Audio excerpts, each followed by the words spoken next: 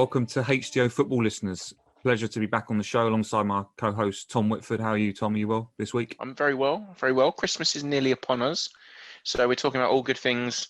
Well, it's all good things, stocking fillers in terms of nostalgia and memorabilia. But I think it's a really nice chat lined up this week, so I'm looking forward to it. Yeah, good vibes all round. Football fans are back as well for an early Christmas treat. That was strange watching that, but yeah. Yeah, but no, great stuff to have them back. Makes you realise, don't it? There's someone said last night it's about fans are everything, and the players are just there for a short term to just jump in and enjoy it. Yeah, absolutely. And I've actually really missed going. I mean, and seeing the game last night, midweek game, actually, in a way, often they're dull, especially as an Arsenal fan. But I've missed them almost more than a weekend game because, normally I'd be finished from work, I'd leave the office, I'd be heading to Arsenal, have a couple of drinks and just watch the game, and it'd be really fun. But yeah, we've missed that. I wasn't in the stadium yesterday, but hopefully many more matches for lots of football fans up and down the country in 2021. Yeah, definitely. So for our listeners, if you've been keeping a close eye on our Twitter page lately, we've been running a HTO World Cup of 90s strikers, and what way to celebrate but to be joined by the amazing Twitter account creator at 90sFootball, Paddy. Paddy, are you well? Welcome to the show. Hello, thank you for having me. You've been enjoying the last few weeks, hopefully as much as we have. It's been a bit of an interesting one, hasn't it? Yeah, it's been good. There's been plenty of twists along the way. Yeah. What have you, in terms of, we'll go into the details in a minute, but in terms of your general view of how it panned out, sort of expected? Pretty much, other than one in the final eight, which I certainly didn't agree with. The other seven were pretty much spot on for me. Yeah, well, just to defend ourselves, Tom, here as well. It was our fans that were polling, not we weren't voting. So. We weren't voting. No, we weren't there. So we created 8 groups of 4 strikers from the 90s that we felt that I guess were justified in terms of their career in that decade and the clubs they played for and what they'd achieved. And we came down with a final 8 that were the winners of those groups. We had Romario, Ronaldo, Batistuta, Shearer, Raul, Shevchenko, Baggio, if I mentioned Baggio already, and Dennis Bergkamp as well.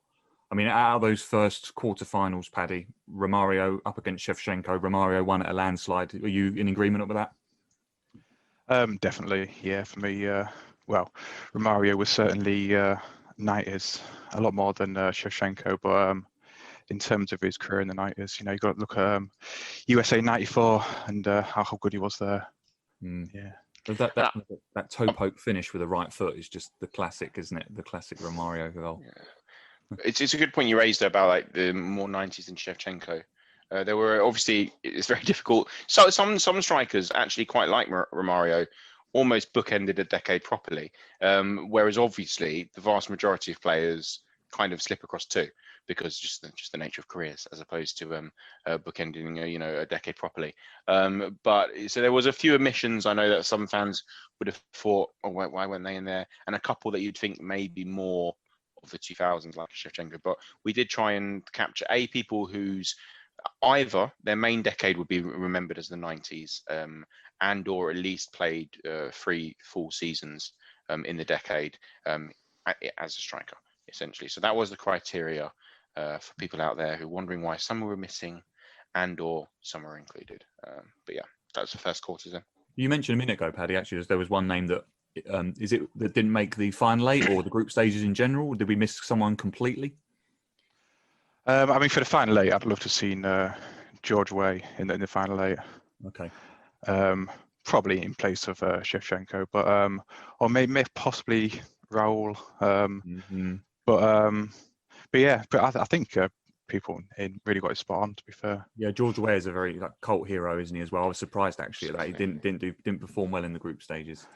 No, I mean he's got some. He's brilliant for a highlight reel. He's got some great goals. Yeah, definitely. But there you go. The pitch ones. Yeah. And then we had a big quarterfinal showdown with Dennis Bergkamp against Roberto Baggio. I mean, we were excited about when that dropped because 2 fantastic footballers, similar in some ways in terms of the magician element to both of them. Bergkamp, arguably maybe a number 10, I guess, in his best days, although quite a central striker early on with his days at sort of Ajax and at Inter. Bergkamp nicked that one, Paddy. Were you a little bit upset at one of the Baggio cult fans out there, or? Yeah, I mean, I was very intrigued when I saw that group come up because they're pretty similar. To be fair, in my opinion, of how they did in their careers. But I mentioned highlight reels for George Way, but Bergkamp's is amazing. I mean, obviously Twitter's got a limit of 2 minutes 20 seconds. It is just not enough for Bergkamp. Could watch him play all day long. So I was very pleased to see Bergkamp there. But even for Baggio, the way he finished his goals is such a good watch when you watch back. Yeah. But like I said, for Bergkamp, I did a little tribute for his birthday of. I set out to do 10 goals of his greatest goals for a little tribute, but I just couldn't choose 10. And I think for that just says everything about what a great player he was. Yeah, definitely. Yeah, people talk about great goal scorers or scorers of great goals, and he probably does slip into the latter. Like, he's not going to be prolific 30 goal, 35 goal a year kind of striker, Dennis Bergkamp. But you look at that highlight reel, and when he scored a goal, they all seem to be quality. There's not many scuffs in the 6-yard box with Dennis Bergkamp, is there? They're all a touch, the top corner, or a finessed curled finish. It's brilliant to watch. Which is quite at odds, really, probably with the strikers in the next quarterfinal, though. Really, yeah, somewhat. Yeah, well, Alan Shearer. I was glad. Oh well, firstly, I was just glad that Sir Alan made it into the quarterfinals. I was a little bit worried that he wouldn't be getting the votes, but he did okay up against our finalist Gabriel Batistuta. I mean, Batistuta brings a catalogue of bullet finishes, doesn't he? What an absolutely deadly striker, who obviously went on to make the final. But spoiler alert. But yeah, I was glad Shearer was in there, but not really. I wouldn't say good enough, or maybe did it at a high enough level to compete with Batistuta, Paddy? I think it's more that, in my opinion, anyway. I think early Shearer in the early 90s was so prolific. Again, before a couple of injuries himself, he was going at such a lick of nearly a goal a game. Like, he was just phenomenal at those Southampton days before he got his move. But like you say, obviously, probably didn't aid it on the international stage of England in a big way, but also in the European competition, unlike Batistuta, I guess. I mean, yeah, for me, Alan Shearer was my childhood hero. So it was very nice to see him in the final 8, but I guess he didn't have the global appeal, as Batistuta said. As like you said, he wasn't very perhaps easy to watch for a global audience, given that he wasn't featuring in the Champions League, and I guess he never really hit the form he'd have wanted for England as well. So yeah, I mean, Batistuta all the way. I think there was no doubt there from me. Amazing if Shearer had gone to, obviously before he went to Newcastle, obviously Man United wanted him, and it's funny to think what could have happened if he'd gone there. Obviously, Man United probably the only prevalent team for England in European Cup in the latter 90s. Really, yeah, it could have been a different story in terms of that global mass appeal. But yeah, I think Batistuta was. I think that that quarterfinal as well. I think that brought back a lot of memories of another quarterfinal. I think was it in 1998? Was it in France between England and Argentina? And they both scored that day, I believe. I think from the penalty spot for both of them, maybe. I'm sure Batistuta scored a penalty definitely against Seaman. Yeah, sure. I think Shearer scored. I think he did, yeah. But obviously that game is remembered for Owen's goal and Beckham sending off, isn't it? And Argentina's amazing free kick as well. Yeah, well, the little routine, yeah, absolutely. Yeah, and then heading into our last quarterfinal, I mean, there was a part of us that thought, is there any point posting this one really? Between Ronaldo and Raul, bless him, like former Real Madrid teammates, but Ronaldo didn't show any friendship there, did he? It was an absolute whitewash. I mean, what can you say about Ronaldo? He was certainly in his prime in the mid 90s, and what a player he was. As good as Raul was, like I said, there was absolutely no chance, unfortunately. Yeah, I mean, Raul was interesting when they were both playing at Real Madrid. I mean, it was almost both of them were past their prime. I think when they were at Madrid together. Maybe that's a bit harsh. I don't know, but I think certainly Ronaldo was. And then that fed into the semi-finals where we thought, well, the draw was it kept Batistuta and Ronaldo apart, and then we had the Brazilians that were up against each other with Romario and Ronaldo. I mean, online on Twitter, Paddy, there was a lot of outrage when Romario was drawn with Ronaldo. You could argue that's the final, but it's just the way the draw came out. Rumbles, yeah. Yeah, I mean, it's to be fair, it's tight between all four. I think easily any of them could have been alongside Ronaldo in the final. They were that good. So I guess just there was one unlucky person who had to take one for the team, really. Yeah, I mean, there was all the you said all the flamenco fans are out in their droves. Yeah, there was a lot of them. Passionate fans, should we say? Yeah, it was. No, to be fair, I mean, looking back, I mean, one of the first videos that I think ever watched, actually VHS back in the day, was the 1994 World Cup in America, and I remember watching that as a child. I was probably about 6 or 7 at the time, and a couple of players stood out just as like watching Romario with those finishes, with the toe poke finish, and Baggio was outstanding in that World Cup. Obviously goes on to put one over the bar in the final, but Rudy Voller for some reason just stuck in the mind from that tournament as well. Georgie Hadji, I actually really loved the 94 World Cup in America. Actually, it was like, I know England weren't involved, but it was like the first one I remember. Georgie Hadji, sort of a football manager, championship manager, and FIFA dream signing. Georgie Hadji as well. That's the 90s in a nutshell, right there. Absolutely. I've got a lot of Galatasaray fans who would certainly agree with that. Yeah. And then in the other semi-final, Bergkamp against Batistuta. So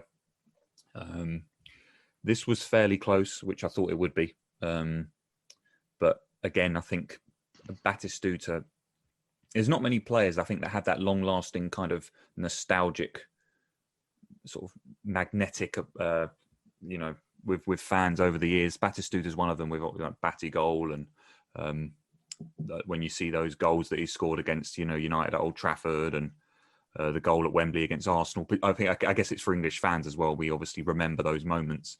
And I was there that night actually at Wembley when he banged that past Seaman, who's maybe went down too early in my opinion, but it was a very Batty goal strike, wasn't it? He hit the ball with such ferocity. I mean, I think you put up a clip of him the other day, Paddy, and I couldn't believe how I just forgot how hard he used to hit the ball. Yeah, there's a great clip of him scoring an indirect free kick from within the box, and no chance, absolutely no chance. Is that what, for Fiorentina or? I believe it was, yeah. Yeah. No, some of those goals that he scored in Serie A was obviously he led Fiorentina to a Coppa Italia, didn't he? From when he joined from I think from Boca. I didn't realise he was at River Plate as well, and Boca. I didn't realise he'd done the cardinal sin. So somewhat underachieved a little bit though in Europe, just in terms of that trophy haul. Yeah, and I think that's what is really interesting. And you could argue, although Dennis obviously picked up 2 or 3 league titles at Arsenal, you're still talking about 2 phenomenal 90 strikers, but don't have the wealth of trophies that go with your superstar all-time strikers that Ronaldo would have, or something like that. And I think that bears out in people's memory. But I think that sometimes adds to their cult nature as well, as a little bit, is that actually as an individual they're almost celebrated more than their trophy cabinet would suggest. And I think that bears out with those 2, certainly anyway. And the other semi was equally always going to go the way of Ronaldo, as we kind of, I think, look, the beauty for Andrew and I when we were discussing putting the World Cup together of these 90 strikers is that actually, even though we all kind of suspected who was going to win, and let's not beat around the bush, probably rightly so, it's such a great era for so many fantastic strikers that actually there's still some great conversations there. But I guess therefore that neither of you were very surprised with the way in which the final would therefore go. From my side, yeah, like I said, from the beginning, it was pretty obvious who was going to win. I think it was more of he was going to beat in the final was more the interesting the point from my side. But yeah, a worthy winner without a doubt. Yeah, it's a bit like a Premier League title race that's got one winner, but you're just interested to see who makes the top four, sort of thing. Yeah. Yeah. Where does we were talking about Batistuta the other day, and how obviously Argentina, we've got a plethora of talented Argentinian strikers, all with Messi leading the front, and then you've got people like Aguero as well. And where does Batistuta rank for you, Paddy, in terms of great strikers along the years, even maybe Argentinian, if we wanted to be more focused? Yeah, I mean, obviously Messi certainly on a different level to anyone else, but he's certainly up there. Just the way he played was just unstoppable at times. Yeah. Obviously, I saw him play quite a lot because of Football Italia in the 90s and the same with Ronaldo. So we had quite a lot of exposure. Right. And was English fans, so we were able to watch them. Like perhaps we weren't able to watch other strikers, maybe like Romario, because of the way his career went in the later 90s. So I guess from a nostalgia point as well, because we got to watch them so often, every weekend, because of shows like Football Italia, maybe we remember them slightly more fonder than other players. But in terms of himself as a player, I mean, there's few others that you'd like as your number 9, other than the obvious one we've discussed. Yeah, I think with these cult heroes as well, sometimes it's more visually what they offer to like a short clip or something, like with the long hair and the screaming celebrations that he used to offer. And I always think of someone like Giorgio Chiellini at Juve. He's very cult, isn't he? And when he sort of pumps the chest and roars to the fans, I think that it's those actions and behaviours, isn't it, sometimes that we gravitate towards, because maybe we miss that. Yeah, I mean, it's just great to see passion. I mean, and it's just fantastic to see players as well that just look like they're loving playing football. It's as simple as that. Just seeing clips that they look like they are loving life is fantastic. It's just effortless as well to watch. Yeah, I was reading a bit of an article the other day on Batistuta, and some of his quotes were saying that he feels sort of slightly undervalued actually now as an ex-player, when he sort of tries to give maybe advice or comments on the Argentinian national side. That's a bit of a shame, really, because he sort of, to me, in my eyes, he's down as one of their greats, even though, as Tom mentioned earlier, you can see why he's not, shall we say, elite with a capital E, No, and you're probably talking about obviously a country there which if anyone draws up their 5 greatest players of all time, you've probably got 2 Argentinians in that list. So, and that's if you're asking anyone, so the reality is, no matter how good a player you may have been for your country, when your competition is of that ilk, then you're always going to struggle. And I think, again, there's a bit similar to our World Cup. These great strikers, it's not that they weren't great unto their own abilities and capabilities and successes, but they're just going up against arguably the greatest out and out striker of all time. And, in our 9. So I think we've got to always look at these players as, in their own context, as opposed to necessarily comparing them, which I know is the nature of a head-to-head tournament, such as a World Cup and such as a knockout tournament, is to compare them directly. But equally, we're talking about an era of just such fantastic strikers and such fantastic players. And but also I just think of a great era, like you said. There's the 94 World Cup. Obviously, lots of people remember the 98 World Cup as one of the best ever as well. Lots of people always refer to it as such. There's players like Suka didn't get out of the group stage in this World Cup, and yet he was top scorer in that World Cup. Classic 90s strikers right there. Stoichkov, early 90s, phenomenal striker again. Didn't get out of his group. So it's a great era stacked with some fantastic players. Speaking of the great era, Paddy, obviously you do own and run a 90s football page, website, and mecca for all things 90s memorabilia. And what came first? A love for 90s, and then all your Corinthian figures and power pods and stuff like that, or was it the other way around, or was it just born together? Where did it all start? Yeah, I mean, in terms of Corinthian figures, my mum had made me a birthday cake as a child, and we've seen these figures in Woolworths, and she was like, go get yourself a striker and a goalkeeper, and we'll put them on the cake. So obviously Shearer, my childhood hero, was the first, and Neville Southall was the goalkeeper.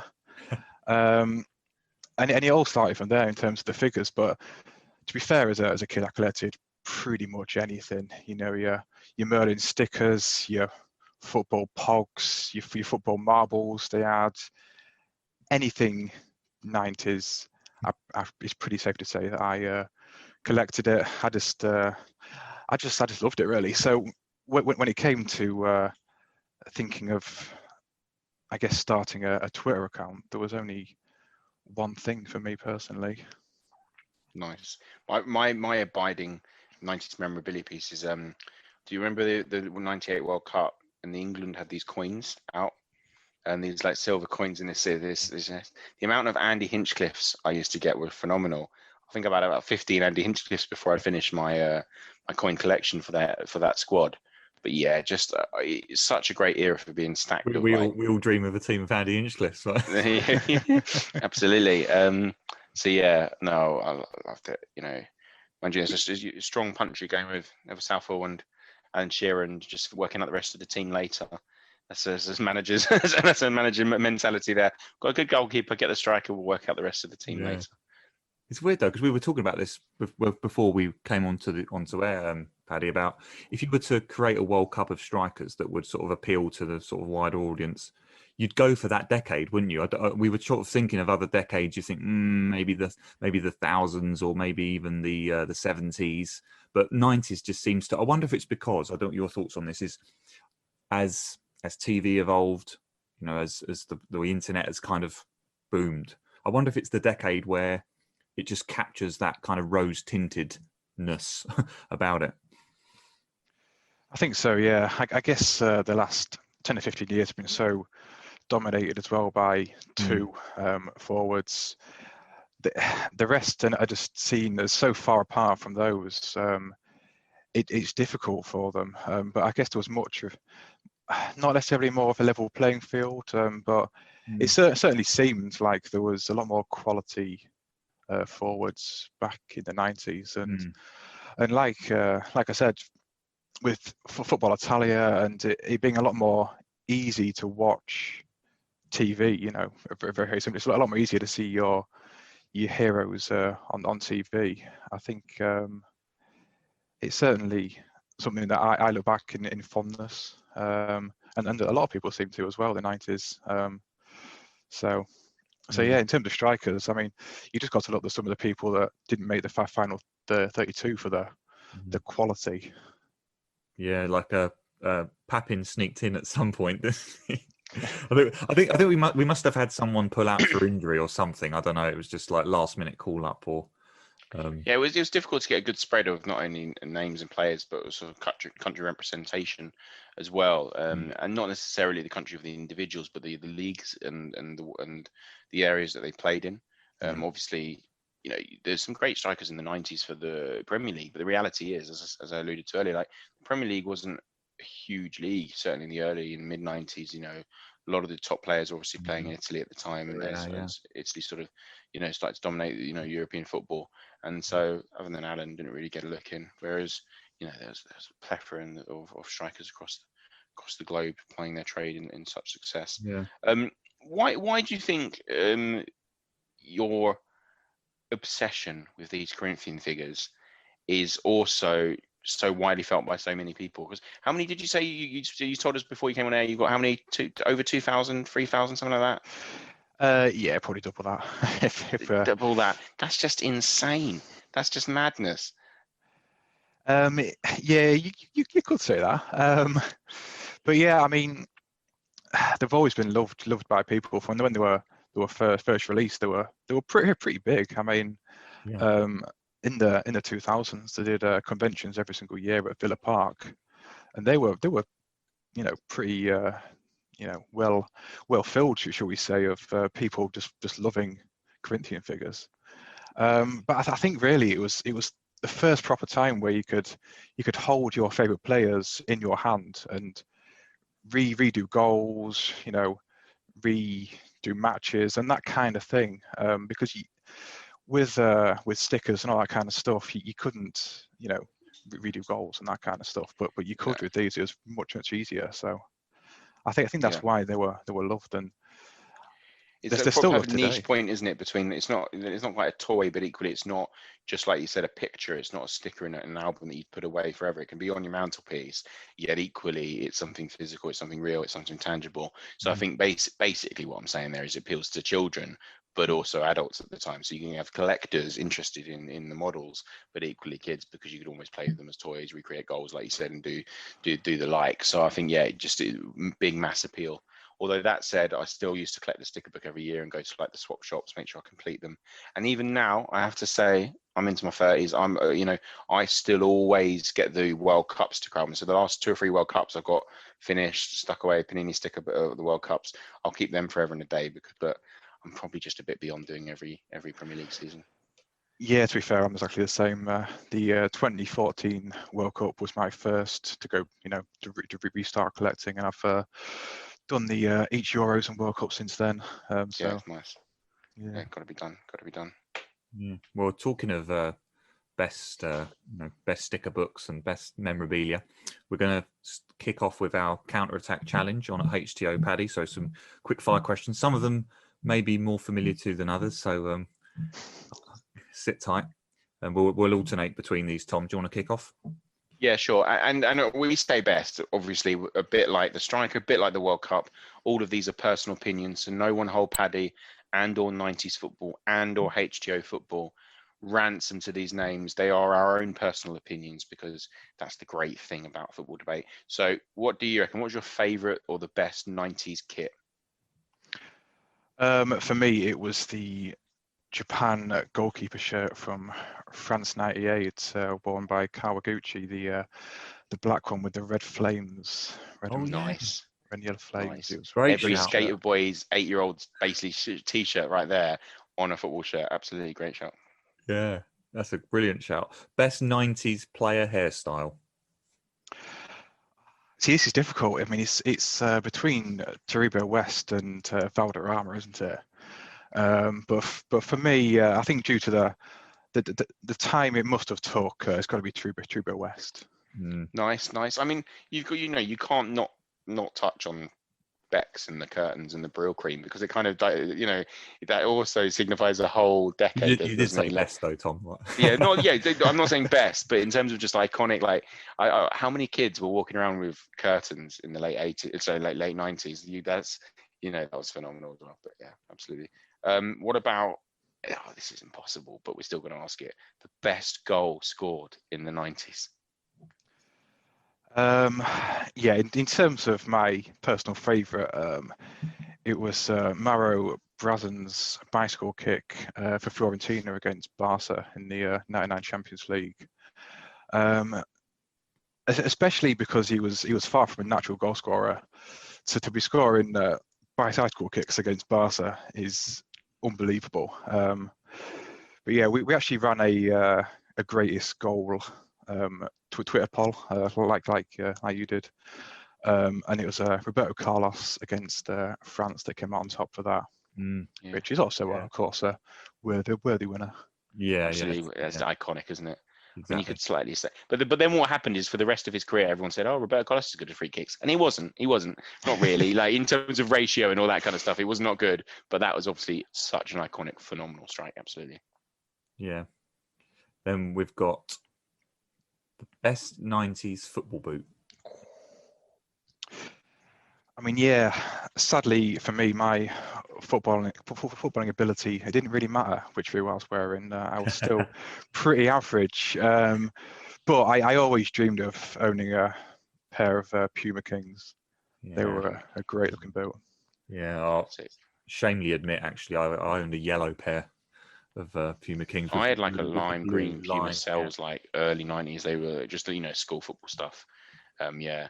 I know, obviously, you got the Predators as well. You've just got so many cool boots in the 90s. Some of our best goals were scored in those Puma Kings, actually. Yeah, that's true. What about the best 90s football ball? I mean, for me, it's got to be the classic Mitre Ultimax. Ultimax. Yes. It's an absolute classic. even when it came to like the Sabutio bowls. I don't know if you were a big fan of Sabutio in the 90s, but they replicated that, and it was fantastic bowl. Great choice. Nice. Right, okay, so you're a Norwich fan, Paddy, heard for the grapevine. So we're going to go for Norwich to bounce back into the Premiership Premier League. I've done by that before. Premier League, bounce back and win the Premier League in a couple of seasons' time, or England to win the World Cup. I'll have to go Norwich, I'm afraid.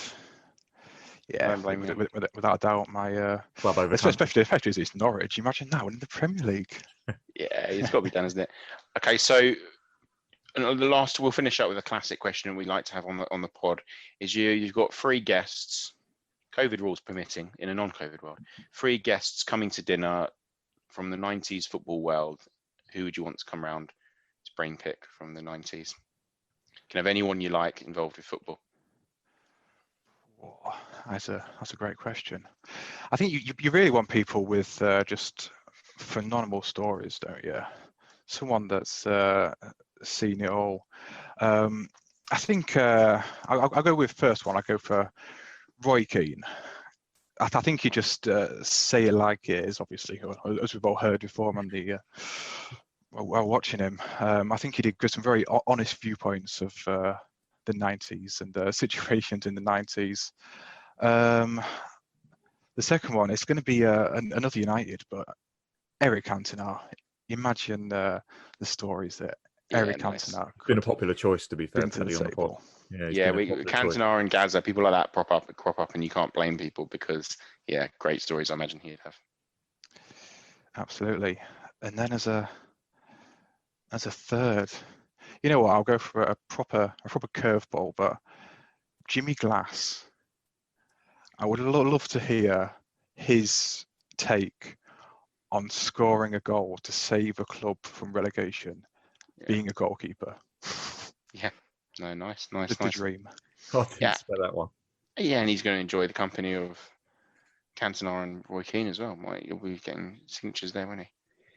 So just to finish up, Paddy, obviously you're supporting our Willow Fundraiser through this month, but giving away one of your 90s mugs, which is we're very grateful for that. It's much appreciated. It really so the support that we're offering to the Willow Foundation this month. You can check out our links on our Twitter pages for the Just Giving page. But just a humbling experience really to sort of support such a wonderful charity. Absolutely. If you don't know them, please check them out. Willow Foundation, founded by Bob and Megs Wilson. Bob Wilson, obviously ex-Arsenal legend. They work with seriously young adults across the UK, doing fantastic work there. Paddy, though, thank you very much for coming on. I think Andrew and I, both born in the 80s, but obviously grew up in the 90s, and so a lot of what your account does, 90s football, it brings a lot of joy to us. It brings a lot of joy to all your followers. So please continue the good work, and thanks very much for coming on. That's quite all right. Thank you for having me. Not at all. Thanks very much. Appreciate it. Thank you. Take care. Well, we're going to hit into the changing room now for a bit of a debrief on that Football World Cup episode with 90s Football. Joining us is the Athletics' Michael Cox, author of Zonal Marking. How are you, Michael? Are you well? Hi, Tom. Yeah, very well. Looking forward to, as we're recording this, looking forward to the North London derby later, and fans back in the grounds has been quite entertaining. All good. Yeah. Well, I don't know if I'm looking forward to the derby. As an Arsenal fan, it's been a sort of a turbulent few weeks. We'll see how that goes. I'm actually, for once, it's probably a one with a little bit of pressure off. I'm not sure many people expecting an Arsenal result. So as nervous as I'll get, I'm sure, because I just always do. It's actually a bit of a free hit, but we'll see how that goes. We need one of our main strikers to be banging in some goals today for a change, don't we? Talking of strikers, obviously we've been talking to 90s Football, Michael, about our Twitter polling World Cup that we ran. The final four, we'll go straight with the final four before we get to our final, and then I'll chat about the role really. We had a semi-final clash between Ronaldo and Romario, which Ronaldo won at a landslide, which we thought would happen. I mean, Ronaldo went on to win the competition really against Batistuta in the final, who beat Bergkamp in the other semi-final. So 4 very different strikers. firstly, your thoughts just generically on that Ronaldo winning it. Is that an obvious pick from the 90s? Yeah, I think so. I mean, I guess the funny thing is he only probably had 2 real years in the 90s where he was absolutely on that level. You know, obviously the Barcelona season and the Inter season. Again, you know, he was great by all by all reports at PSV, but probably most people didn't really see that. I mean, I think the interesting thing with Ronaldo is, you know, when you go to a game and you get the program and they always have like interviews with youth players or whatever who are maybe 17, 18, and they always say, who did you look up to growing up? And quite a lot of them even now say Ronaldo, which if you're 17 or 18, you weren't around to see him, certainly not at his best. You know, not even in the flesh, but watching him week in, week out. But he's had just such a kind of long-term impact. And I think he's one of those players who, you know, not saying he was a YouTube player, but his collection of moments, you know, in a kind of compilation video just look fantastic. So yeah, I think his legacy is certainly the strongest of those 4. But he had a funny career, peaked probably very early at Barcelona, I would say, and obviously did it at World Cups on a relatively consistent basis. Well, certainly 2, he was excellent. He had a funny career. I mean, he was banging in the goals at Real Madrid, but I often still felt he wasn't quite the player he was at Barcelona. So yeah, I can't argue with the result in the end. I guess a terrible injury as well. Yeah, that was to blame for that. I guess that sort of unfulfilled career you could, which is a little bit of a harsh word to use, but like you said, yeah, a strange career. Yeah, you often look at those players who actually could go on and obviously win absolutely everything from cups to World Cups and league titles, and yet still sometimes think, wow, what could have been? I mean, don't get me wrong, I'm not comparing them as a player, but someone looking like an Elka. In terms of people always look at that in terms of unfulfilled potential, whereas actually obviously kind of won everything in the game there was to win and actually had a great career. But you still look at some players, whether that be for injury or the course that the career takes from moves, and you think, that could have been more. But I think Ronaldo, was the standout from the competition. We kind of knew that was going to happen. What we found really interesting was the makeup of the final 4. Andrew alluded to the fact that there, slightly different makeup of strikers there, in terms of probably Ronaldo. And then I think one of the reasons his legacy is so strong is because he's kind of the pace, power, the all-round player that sort of players and footballers and strikers became today, versus a couple of real good poacher finishes there. The out and out 9s, which I guess leads us nicely onto our conversation of the evolution of the 9, doesn't it, Andrew? Yeah, definitely. I mean, out of those 4, you'd say Batistuta and Romario very known for their clinical finishing, different types of finishing. With Batistuta's bullet finishes, compilations can go on and on and on. But Bergkamp makes up that final 4, Michael, more of a magician in a 10 role, really. How have you seen the striker role change in that great decade that we had, littered with fantastic strikers? I mean, all of them great for YouTube, to now where it seems a more multifaceted role. Yeah, definitely. I think that the main thing really has been the increased emphasis on link play and coming short and getting involved in the midfield battle. And obviously, maybe 10, 12 years ago now, people started talking about the false 9 and how that was almost a different position from being a number 9. And I think now what you see is you see a kind of blend. I think a lot of the strikers who've kind of top scored in the Premier League over the last 7 or 8 years, they often started as number 10s and became a number 9. So, I mean, someone like Van Persie, I'd say, would be a classic example. People who saw the end of his career probably just think of him as pure finisher. Whereas, in his early days at Arsenal, he was, kind of considered more of a Bergkamp than an Henry in terms of where he was going to come into the side. And you can say the same for Guerra. When he, came to Europe, he considered himself a number 10. Luis Suarez was not a number 9 when he arrived at Liverpool. He was kind of playing on the right for Ajax. So, yeah, you see someone like, I don't know, Harry Kane obviously is kind of blending the 9 and the 10 positions quite well. Firmino, I think, has been an interesting one because he's very obviously a number 10 who has become a number 9, and you can still kind of see it. I mean, he's never been prolific. So yeah, I'd say there's been a kind of a fusion of those 2 positions. People talk about, the death of the classic number 10, which compared to the 90s is probably true, but yeah, they probably have the legacy is probably in a lot of the strikers we see today. And when you go back to the 90s and you see, someone like Robbie Fowler, for example, I don't really see an equivalent of him in the modern game, like a pure finisher. And he had other elements to his game as well, but he wasn't coming short in linking play. He was a pure finisher, really. So yeah, it's, if you were to do the same poll for the 2010s, I guess you get a slightly different breed of player. Even someone like Lewandowski, who is, physically looks like a pure number 9. His link play is so good, and for Poland as well, he's played as a number 10 more than number 9. So yeah, I think the top class players now, Ibrahimovic as well, have always been, or for the last 10 years, have always been somewhere between a number 9 and number 10, I'd say.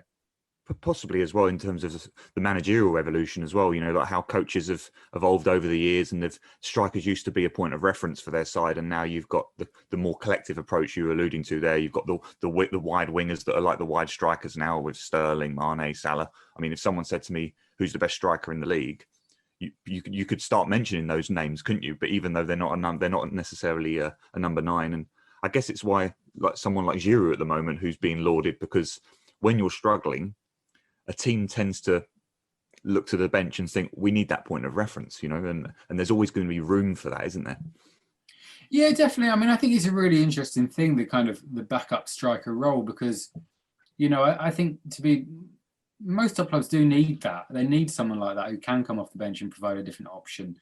Even Liverpool, Divock Origi's done that really well for 2 or 3 years. I don't think anyone's ever really thought Origi is a player who's going to start for Liverpool, but he's been great from the bench. And I think you need the technical and physical attributes to play that role, but you've also got to be almost the right status, in terms of, people often say with Tottenham, for example, they need a kind of alternative to Harry Kane, but it's never going to be a world-class striker if he's sitting on the bench 75% of the game. So you need someone like Giroud, who I guess is, he doesn't like the role, but he's almost come to accept the fact that he's a plan B. And Tottenham had Llorente, who I thought did that quite well, just came on for the last 10 or 15 minutes and could provide a penalty box threat. So yeah, I guess a lot of those old school strikers, proper number 9s have almost become an alternative option rather than, default. Yeah, although Giroud, I think he's an interesting one because his link play is really good. And I think he's,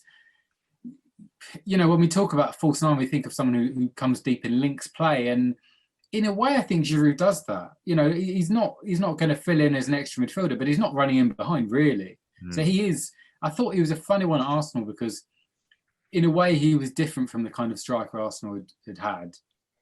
But in a way, he was a bit too similar to actually some of their other creative players. For example, I never thought him and Ozil played particularly well because I thought Ozil wanted someone to play through balls onto, and I thought Giroud wanted someone running off the back of him and going in behind. So, although Ozil and Giroud are completely different players in terms of their positions, I thought they were often doing a similar kind of job in a way. Yeah. As an Arsenal fan, I can see that, and I think Giroud's an example of a half a yard of pace short and a few missed chances from being absolutely elite. Because I think you're right, he does more than just become a target man, but equally he's probably just lacking slightly from that role. So he's probably found himself as a bit of a mixed match, but as you say, probably found a home in that second striker role. I wonder whether, if you go back, however long you want to, a striker's role is to score goals. Everyone knows that, and if they're scoring goals, they're doing their job. What happened, obviously, in the early 2000s, mid 2000s, and still on to today, is obviously when the birth of Messi and Ronaldo happened, you actually had people who would not necessarily, and obviously they kind of moved that way towards the end of their careers, but clearly weren't out and out strikers, yet still putting up the numbers, clearly numbers that people had never seen before, let alone a striker's numbers. And so I think that changed emphasis that, actually, the person who gets your goals doesn't have to be Gary Lineker on the 6-yard line. It doesn't have to be someone who just hangs in the box. It can actually be someone who's doing, can do everything. And obviously it's a bit unfair because no one can do what those two have done. However, I think that's played a part in elevating the game of so many of those wide forwards that we've seen. But what's really interesting for me is the impact that has, because it's your focal point. You don't win games without scoring goals. That's obvious. The impact that has on other positions. You could argue as well, Andrew and I were lamenting sort of the lack of the classic winger now. growing up, a winger was one of your favourite players to see and watch football because, it's beat a man, get to the byline and cross. And that kind of slightly died as well. And actually, they become wide forwards rather than byline crosses. And for me, that's one of the, because I know we were harping back to the 90s a lot, but even a lot of the players that you'd see there, like a Keith Gillespie, no one's going to remember how good Keith Gillespie was. We're not talking world elite here. Be careful. Yeah, but someone like that, I really used to enjoy watching that kind of player, and that you could argue that's sort of gone out of the game as well. Duff, yeah. Yeah, no, I agree with you. I mean, when I was playing Saturday morning football as a kid, as a teenager, I was a right wing. I had a turn of speed and I could cross, and that made me quite a useful player. Do you know what I mean? Whereas I don't play 11-a-side much these days, but when I have done a couple of times in recent years, just feel stupid doing that. You just feel stupid going down the line and trying to cross it, because just teams don't do that anymore at the highest level. And even at Sunday League, I think the game's really changed slightly. But no, you're right. I used to really. I mean, what I like is players who are quite specific to their role. I mean, the kind of, there's been a shift towards attackers who are complete all rounders. Players who can link play, who can dribble, who can pass, who can score goals. And I think players are more interchangeable probably than ever. Whereas I quite like it when you've just got a player, a bit like Giroud in a different way, who just has a couple of very obvious strengths and a couple of real obvious weaknesses. Because I just think it makes it more interesting in a way. I quite like watching. I never really rated him as a player, but I quite liked when Man United had Valencia as a right winger, just because he could only do that thing and you knew exactly what the tactical battle was going to be in that part of the pitch. So yeah, I agree. I think there's been probably a bit too much of a shift towards attackers becoming kind of multi-dimensional, which of course, when you have someone like Eden Hazard, is obviously a joy to watch. But I think you can end up with kind of identikit players, which doesn't always make for particularly interesting viewing. Yeah, and probably what we're touching on here is the athleticism that's evolved as well in players. Their physique, their sort of the speed, the pace, the agility has moved on so much, hasn't it, Michael? And back in the day, and that we look back to the 90s and the great number 9s. I mean, I'm thinking of someone like Pipo Inzaghi, who'd probably get a lot of goals chalked off with VAR now, but and also maybe it is the video element where we do hark back and then see clips and think, oh, that's what they used to do, and Pipo was a finisher in the 6-yard box. And now that these players are so athletic that coaches are looking at them and going, you know what, I think I can play you as an 8, or I can play you as a wide 10, or it's that, isn't it, as well, really? Yes, I mean, you do get players who they almost could play in the front three and they could play in the number 8 role. I mean, Kai Havertz is an interesting one because I must admit I didn't see that much of him in the Bundesliga. Just didn't see many Leverkusen matches, but he came in, people talking about him, oh, is he going to be number 10?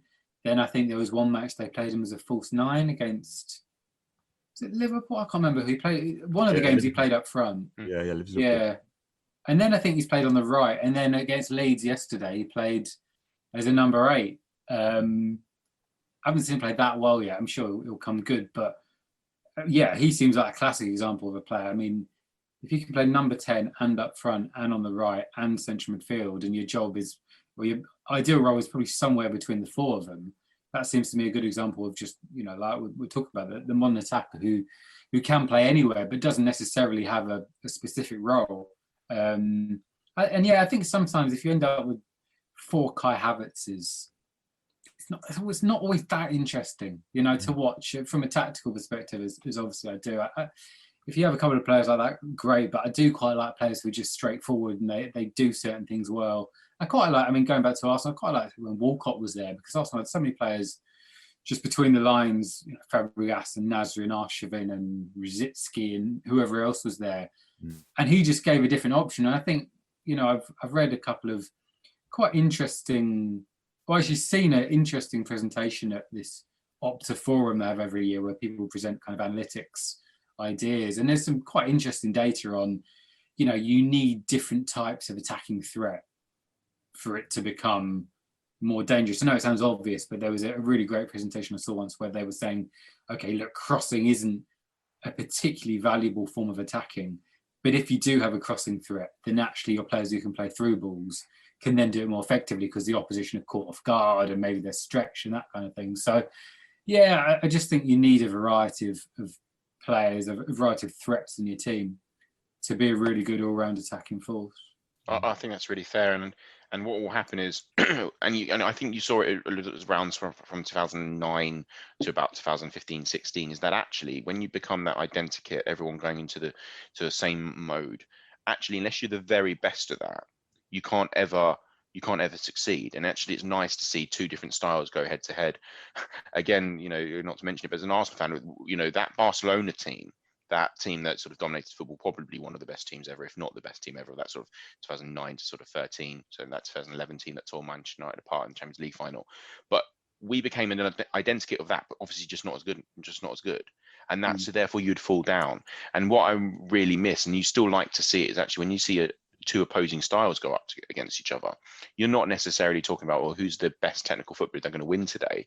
Actually, there's different elements to it. And I'm a big believer in that football goes in cycles. And actually, what will probably happen is that there'll be emergence of number 9. Look at Haaland. Potentially people like that who will come again, and teams will find us a way to win big trophies, maybe on the European stage, with that style. And then suddenly everyone's in a race to arms to copy that. And then we'll go back to hopefully big man, little man, number 10, flicking it on, Niall Quinn, Kevin Phillips. It's going to happen again. They're going to come out of retirement and it's going to happen again, return again. I think that's what could happen. And it's probably the 2 or 3 seasons when that shift is happening, which are the most interesting ones, because then before it gets to that plateau where everyone's kind of copying each other, when there's a bit of a change at the top level about lining up against each other, and we might see that again. Yeah, no, I agree with you. I prefer it when there's different styles, and not even just at the top in terms of who's winning the European Cup, but I just like the fact that there's a Burnley in the Premier League. I wouldn't want to watch them every week or even every month, really, but I think there's a kind of twice a year challenge for a side like City or Liverpool. I just think it's interesting to see when they go away to Turf Moor and they've got to do different things and there's different challenges. And yeah, I still think there's a place for that style of football. And I'd actually quite like to see Dyche with a bigger budget and a slightly better team and just trying to. I'd love to see. It doesn't have to be Dyche, but I'd love to see someone just trying to play Burnley style football with slightly better players. Like Everton level players. Obviously, who are right for the system. Atletico Madrid, maybe, yeah. Yeah, exactly. Just play a couple of proper crosses, like Calvert-Lewin, and in fact, Calvert-Lewin and Richarlison probably do it quite well. But if you were to just play more straightforward, get down the line and cross, how well would they do? I don't know, but it's those kind of things that I do quite like seeing, rather than just everyone trying to be, the next Guardiola and the next Klopp. I just think it's more interesting that way. And that's why stylistically Leeds are just in the press at the moment, aren't they? Because everyone's just loving watching Leeds play. I wasn't, to be honest, at the beginning of the season, I thought, that they might just sort of just about stay up, but they're mid-table. And I actually made an effort to start watching more of their games, and I've been so impressed.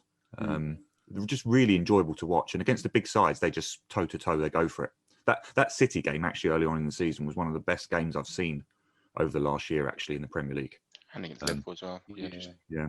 Really both of even Chelsea last night, they were quite a good first half. I thought, the City one in particular was, first half out, City blew them away, and then Leeds by the end of the game, I couldn't believe that they hadn't won it.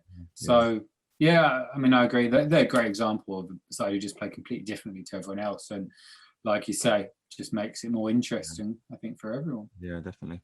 No, it's been fantastic, Michael. We've gone off on a bit of a tangent, but we love a bit of a tangent on HTO. So, really? But yeah, we've obviously delighted to announce as well that Michael will be supporting our Willow Foundation fundraiser this month by giving away a signed copy of Zonal Marking. We've run a competition before for the same book. It's a fantastic read. We don't need to obviously plug it because it's plugs itself. Exactly. Plugs itself. Exactly. It's that good. Good. Give it a listen. Thanks again, Michael, and just really appreciate that. No problem. No, I enjoyed the chat, and good charity as well. When you mentioned that, I was keen to get involved. So thanks for having me. Thanks, much appreciated. Thanks again to both Paddy and Michael for dropping by at HTO Football for that nostalgic episode on all things 90s football. Head over to our Twitter page at HTO Football for all the details on how to donate to our festive fundraiser for the Willow Foundation. All donators are entered into a prize draw where giveaways include the mentioned 90s mug and a signed copy of Zonal Marking by Michael Cox. We're also running a public auction on eBay for a signed goalkeeper glove by a few former stars including Bob Wilson and David Seaman. Thanks for listening guys, and take care.